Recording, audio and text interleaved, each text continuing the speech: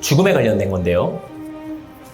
사람은 죽음에 대한 충돌이 일어났어요. 내가 죽으면 어디로 가는가? 먼지가 된다. 죽으면 어떻게 된다고요? 먼지. 자, 그럼 여기서 여러분들이 가장 사랑하는 한 사람을 떠올려 보세요. 자식도 떠올릴 수 있겠고, 배우자를 떠올려도 되고, 친구를 떠올려도 되고, 가장 사랑하고 소중한 사람. 근데 그 사람이 이렇게 말하는 거예요. 저는 엄마라고 한번 해볼게요. 엄마. 자식이에요.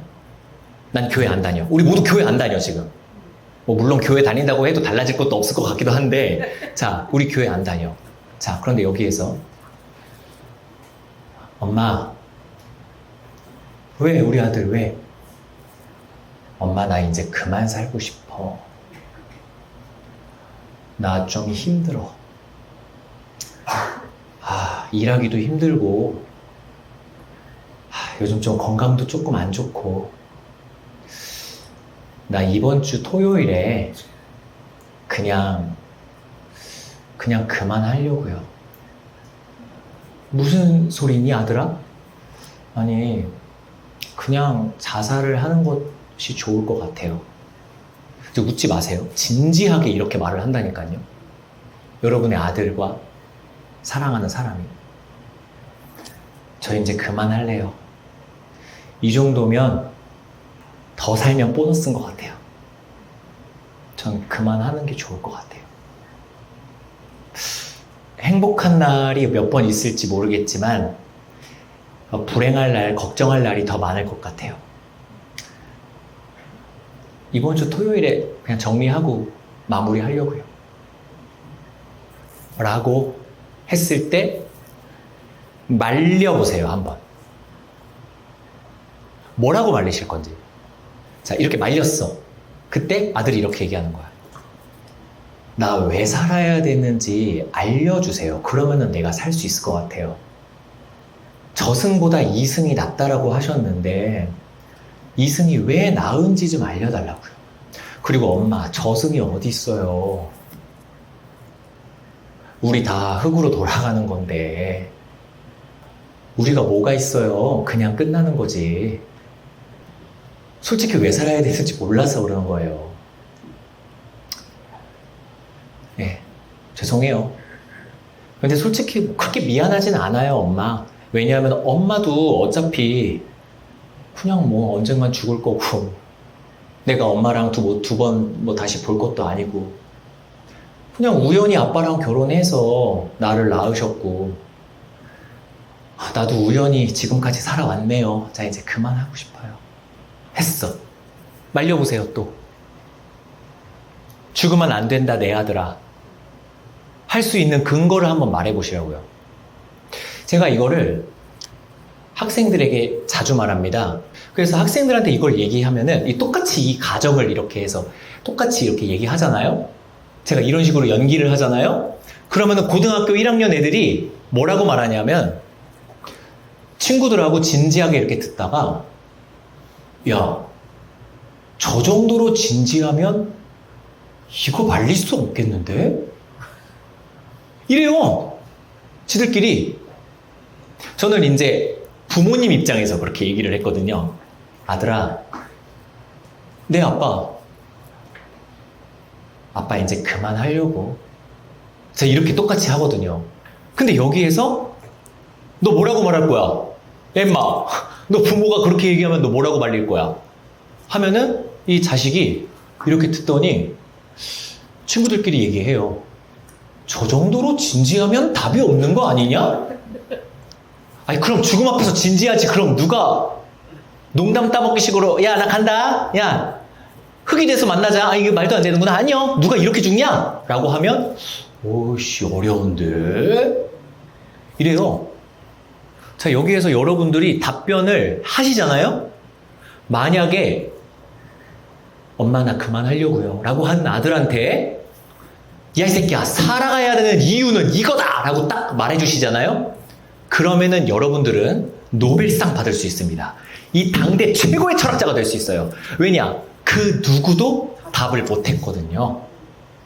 일론 머스크라는 유명한 지금 그 미국의 과학자가 있어요. 일론 머스크. 그 일론 머스크가 인터뷰를 조던 피터슨이라는 또 유명한 할아버지랑 인터뷰를 했어요. 이름은 몰라도 돼. 근데 아주 유명한 사람이에요. 지금 많은 일들을 하고 있는 과학자이자 사업가이자 이런 일론 머스크라는 사람이 있어요. 그래서 조던 피터슨이라는 아저씨가 일론 머스크한테 당신은 정말 많은 일들을 하고 있군요. 몸이 몇 개라도 모자르겠어요. 그랬더니 일론 머스크가 멋쩍어 하면서 뭐 어떻게 하다 보니 많은 일을 하고 있네요. 했더니 조던 피터슨이 도대체 그렇게 많은 일들을 훌륭하게 해낼 수 있는 동기가 뭡니까? 평범한 사람들은 하나도 하기 어려운 일을 당신은 여러 개를 동시에 하고 있지 않습니까? 도대체 당신을 이끄는 동력은 뭡니까? 라고 물어봐요. 그때 일론 머스크가 쑥스러웠듯이 울면서 모르겠습니다. 제가 사실 12살 때 이 생각에 꽂혀서 책만 읽었대요. 대부분의 경전들을 다 읽었대요. 12살에. 그래서 조던 피터슨이 깜짝 놀라. 12살이라면 좀 상당히 진지했군요. 그랬더니 아주 엄숙한 표정으로 그렇습니다. 저는 12살에 너무 진지했습니다. 근데 저를 깨우쳐줬던 건 많은 철학책들이었습니다. 이렇게 말을 하고 난 다음에 그럼 결론이 어떻게 났습니까? 라고 했더니 한 철학책이 자기에게 꽂혔대요. 그게 뭐냐면 막 그 답을 알아가던 중에 무슨 우주를 떠도는 히치하이커라는 책이 있어요. 잘 모르시겠지만 제목을 한번 생각해 보세요. 우주를 떠도는 히치하이커인가? 히치하이커가 여행자라는 뜻이거든요. 목적 없이 떠돌아다니는 여행자를 히치하이커라고 그래요, 영어로. 근데 그 책에서 우리 모두가 그 답을 알 수 없다. 우리는 그 답을 가지고 있지 않다. 라고 하더라는 거예요. 그래서 일론 머스크가 거기서 깨달음을 얻었대요. 웃음이 나더래요. 뭐냐 하면 내가 없는 답을 찾아 헤매고 있었구나. 답은 없구나. 우리가 왜 사는지, 무엇을 위해 사는지, 죽으면 어떻게 되는지 그 답을 알고 있는 사람은 아무도 없구나. 이거를 깨닫게 되고 마음이 엄청 가벼워졌다라는 거예요. 답이 없다니까. 답을 찾아 헤맸던 내가 바보가 되는 거잖아요. 답이 없으니까. 이거 고급스럽게 뭐라고 표현하죠? 불가지론자가 된 거죠. 방송인 유재석 씨도 맨날 이렇게 얘기합니다. 유퀴즈라는 프로그램에서 철학자들이 자주 나와요. 그 사람들이 죽음에 대해서 얘기할 때 맨날 유재석이 하는 말. 누구도 죽어본 사람은 없으니까. 누구도 모르니까. 이렇게 말한단 말이죠. 자, 이거를 인간의 이성은 받아들일 수가 없습니다. 왜? 다 죽으니까. 인간은 다 죽으니까. 그리고 죽음 앞에서 인간의 열심이 다 무너져 내리는 걸 다 봤으니까. 인생이 허무하다라는 거죠. 이 충돌에서 허무주의라는 이념이 나오게 됩니다. 주의가 들어가면 이념이라고 했죠. 모든 게 허무해지는 거예요. 나 왜 살아야 되지? 그냥 빨리 죽고 싶다. 자, 이 허무주의에서 죽음이 아무렇지도 않게 돼요. 그래서 자살률이 올라가게 됩니다. 자살하는 것이 그렇게 비극적인 것이 아닌 게 되는 거예요. 그렇지 않습니까? 자살하면 그냥 먼지로 돌아가는 거고, 자연사를 해도 그냥 먼지로 돌아가는 거고, 암에 걸려서 죽어도 그냥 먼지로 돌아가는 거고, 그냥 모두가 다 먼지가 우연이 된 거기 뿐이니까 죽음에 대한 담대함이 생겨져요. 대신에 인생은 엄청나게 허무해지죠. 뭘 해도 즐겁지 않아요. 여러분, 이 이성이 이 이념을 받아들일 수 있다, 없다? 없다. 그런데도 계속 이 이념을 인간에게 주입한다. 왜? 그렇다고 신을 갖다 쓸 수는 없으니까. 과학주의의 신이 어디 있어? 인간의 사랑? 그딴 게 어디 있어? 전부 다 호르몬 작용일 뿐이다. 다 호르몬, 뭐가 분비되는 거예요. 리처드 도킨스라는 이기적 유전자를 쓴 과학자, 모두가 다 기계장치들이다. 유전자들이 너희들을 움직이고 있는 것뿐이다. 유전자가 너희들의 주인이고 그냥 인간들은 기계장치일 뿐이다. 우리는 유전자가 프로그래밍 되어 있는 대로 움직이고 있는 것뿐이다. 사람들이 열광했습니다. 그렇게 생각하니 다 답이 되네. 사랑, 가치가 어디 있냐? 딴 여자가 눈에 들어와? 바람 펴. 바람 피면 안 되죠. 어디 있어? 바람 피면 왜 안 돼? 그런 윤리가 어디 있어? 임신했습니다. 저 낳아야 될까요? 낳으면은 네 인생 망하는 거야. 자식은 네 발목에 족쇄야. 죽여, 뱃속에서. 얼굴 보지 말고. 아니 그래도 생명인데. 생명? 물질에 무슨 생명이 있어. 그냥 우연히 결합된 거야. 우연히. 죽여도 그냥 먼지가 될 뿐이야. 너무 말 되죠, 이제? 모든 게 담대해지지 않습니까? 다 말이 되는 거예요. 남자가 남자랑 결혼해도 되죠? 왜 안 돼? 안 되는 게 어디 있어? 우리는 전부 다 우연히 만들어진 건데 우연엔 가치가 없어요. 남자로 태어났다고 해서 당신은 남자가 아닙니다. 그냥 우연히 남자가 된 것뿐이에요. 당신의 의지로 여자로 사세요. 저는 여잔데, 당신의 의지로 남자가 되세요. 남자가 되세요. 저기요, 저는 도마뱀을 키우고 있는데요. 도마뱀이 너무 귀여워요. 도마뱀을 자기 자식처럼 생각하고 사세요. 자, 여기에서 조금이라도 웃는다. 미친놈. 그때, 기분 나빴어. 그럼 저 사람을 고발할 수 있는 힘을 달라. 이것이 차별금지법입니다. 아까 웃으셨죠? 비웃으셨잖아요. 이렇게 하셨잖아요. 제가 그러면은 기분이 나빠요. 그러면은 고발할 수 있는 거예요. 차별금지법. 예. 이렇게 되는 거죠. 자식이 부모를 버려도 돼요. 근데 제가 너무 극단적인 것처럼 이렇게 들리세요? 송기령이라는 아주 유명한 미래학자가 있습니다. 빅데이터 연구했던 사람이에요. 머리 길어가지고 동그라미 김구 안경 쓰고 다니는 텔레비전에 많이 나오는 송기령이라는 아저씨가 최근에 시대예보라는 책을 썼어요. 그 책에 고정된 건 없습니다. 모든 건 변하는 겁니다. 답은 없습니다. 이렇게 얘기하고 효도하지 않아도 되는 세상이라는 챕터가 있어요. 거기에서. 왜냐하면 옛날에는 평균 6명을 낳았대요. 그럼 6명의 자녀들이 부모 둘을 봉양해요. 그러면 3대1이죠. 3명의 자식이 1명을 봉양하죠. 그런데 지금은 두 부부가 1명을 낳는데요. 그러면은 1명이 2명을 봉양하게 되죠. 근데 이런 지금 의학이 발달돼서 조부모님도 살아계시네. 그럼 1명이 4명을 봉양하게 되는 거예요. 너무 부담스럽죠. 내 몸 하나 건사하기도 힘든데. 그래서 효도하지 않을 수 있는 권리. 효도하지 말자. 효도가 무서워서 아이를 안 낳는다는 거예요. 내 아이에게 나를 맡기고 싶지 않으니까. 너무 부담스럽거든, 내가. 내 부모 챙기는 게.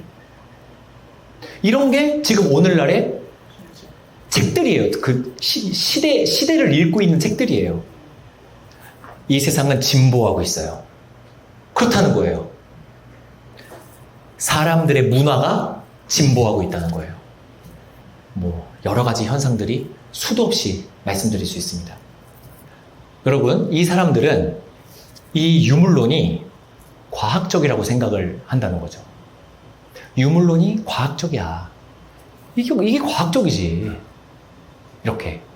과학은 어디에서 출발을 하게 되냐 하면 여기에서 출발을 하게 돼요. 과학의 방법론이 뭐냐, 이거 기억나는 분 계십니까? 실험과 관찰을 통해서 뭐를 찾는 거죠? 공식을 찾는 거예요. 그래서 수학, 의학, 천문학 이런 거 싹 다 과학이에요. 과학. 실험과 관찰이라는 걸 통해서 어떠한 진리를 찾아내는 거예요. 만류인력의 법칙, 중력 법칙, 그 다음에 뭐 피타고라스 정의, 이런 수학이랑 과학 같은 것들 전부 다 진리가 이 세상에 있다. 여기에서 시작되는 거예요. 그런데 과학이 발달하려면 필연적으로 기독교 세계관이어야 됩니다. 무조건 기독교 세계관에서만 과학이 출발할 수가 있어요. 예전에 중국이랑 이란이 수학과 과학이 발달하려고 하다가 망했어요. 과학은 서양에서 발달했습니다. 과학은 천문학도, 의학도, 수학도, 여러분들이 알고 계시는 모든 과학자들은 싹 다 서양 사람 아닙니까? 왜냐? 개혁주의 이후에 서양이 기독교가 됐기 때문에 기독교에서 과학이 출발하는 거예요. 기독교적인 세계관에서 이 세상은 누가 창조하셨죠? 하나님, 신이 창조했죠. 그럼 완벽한 세상으로 창조하셨죠. 그쵸? 그렇기 때문에 진리가 있는 겁니다. 과학이 되려면 진리가 있다라는 전제에서 과학이 되는 거예요. 근데 이 진화론적 세계관에서 과학을 한번 말해볼게요. 어떤 과학자가 찾아냈습니다. 우주의 질서 하나를, 공식 하나를 찾아냈습니다. 했을 때 제가 질문할게요. 저기 과학자님, 그거 바뀔 수도 있잖아요. 세상은 진화하잖아요. 세상은 점점 바뀐다면서 어떻게 그거를 공식으로 말할 수가 있나요? 자, 할 말이 있나요? 과학적 지식은 엘리트만 찾을 수 있나요? 일반 평민들도 찾을 수 있나요? 네, 과학적 지식은 엘리트만 찾을 수 있습니다. 똑똑해야 되니까요. 당연하죠. 예. 그런데 이 창조 지식이 엘리트 것만이 아니라 모든 사람이 누려야 한다라는 생각이 기독교 세계관에서 나오는 거예요. 왜냐하면 모든 사람의 것이니까. 자, 또 창조자 하나님께서 이 창조계에 법칙을 심어두셨다. 그래서 사람이 발견할 수 있게 해놓으셨다. 라는 세계관에서 과학을 시작할 수가 있어요. 이 세상 모든 게 바뀌는데 어떻게 과학을 하고자 하는 생각이 들 수가 있겠어요? 이 컵이 여기에 딱 못 박혀가지고 고정되어 있어야 컵은 책상 위에 있다가 되는데, 이게 여기 있을 수도 있고 여기 있을 수도 있고 의자 위에 있을 수도 있고 여기 위에 있을 수도 있고 계속 움직이는 거라면 컵이 책상 위에 있다라는 공식이 성립하나요? 성립할 수 없죠. 진화하는 세상에서는 과학을 스타트할 수조차 없어요. 과학을 한번 해봐야 되겠다라는 발상조차도 안 된다는 거예요. 여기를 이해하셔야 돼요. 내가 한번 과학적인 시도를 한번 해볼까라는 발상이 아예 불가능하다는 겁니다. 힌두교, 불교가 동양의 세계관이거든요. 힌두교, 불교는요, 이 세상이 신의, 어려운 말인데, 신의 유출입니다. 유출. 그게 뭐냐면은, 어떠한 신이 있는 거예요. 사람이라고 생각하시면 안 되고, 그 신이 이렇게 흘러서 세상이 만들어지고 사람도 됐다는 거죠. 그럼 사람의 본질은 뭔가요? 신이죠. 내가 신인 거예요. 그럼 신이 이렇게 흘러서 나무가 됐죠. 그럼 나무도 신, 폭포도 신, 나도 신. 내가 곧 신이다. 무라일체 사상. 만물과 내가 하나다.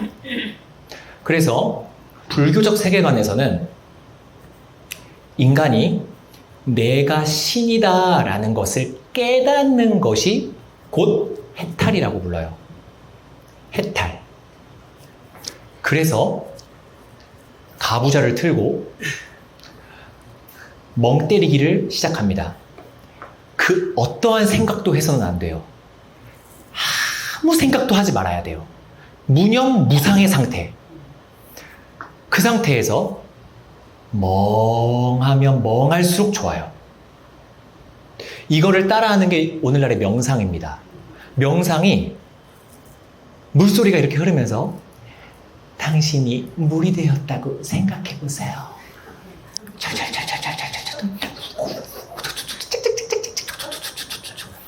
당신은 공기입니다. 자연 소리가 나오면서 이거를 한 20분 하라는 거죠. 이게 힌두교 불교적 세계관이에요. 이게. 네. 그리고 불교의 시작점이 인도 아닙니까? 인도에서 요가 있죠. 요가. 요가도 이 세계관에서 나오는 거예요. 그 세계관에서 인간이 생각을 갖지 않는 거죠. 그래서 요가는 원래가 사상입니다. 요가라는 것은 사상이에요. 자, 그럼 계속 한번 말씀드려 볼게요. 스님이 면벽을 해서 무념무상 상태로 들어갑니다. 배고픔도 잊어요. 졸린 것도 잊어요. 내가 지금 뭐 하고 있는지도 몰라요. 정신을 놔버렸어요. 진짜 이 사람이 정신을 놨는지 안 놨는지 확인하기 위해서 죽도록 때립니다. 착! 그때 깜짝이야 하면은 아직도 해탈하지 못하였느냐. 죄송합니다. 근데 착 때렸을 때 미동을 하지 않아. 이 상태에서 일주일이 지나고 50일이 지나고 죽습니다. 이 사람이. 이 사람이 이대로 죽는 거예요. 이 사람은 신과 하나가 됐어요. 자연이 된 거예요. 그래서 이 사람을 부처라고 불러요. 이게 불교 세계관입니다.